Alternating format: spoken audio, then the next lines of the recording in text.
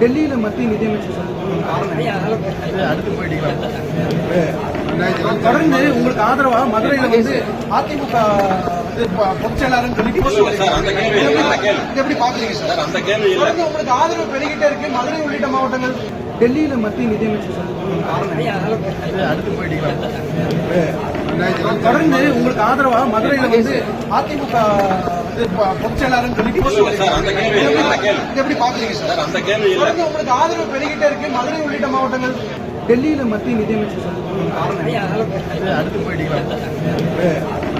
தொடர்ந்து உங்களுக்கு ஆதரவா மதுரையில வந்து அதிமுக பொதுச் செயலாளர் எப்படி பாக்குறீங்க சார்? அந்த கேள்வி உங்களுக்கு ஆதரவு பெருகிட்டே இருக்கு. மதுரை உள்ளிட்ட மாவட்டங்கள்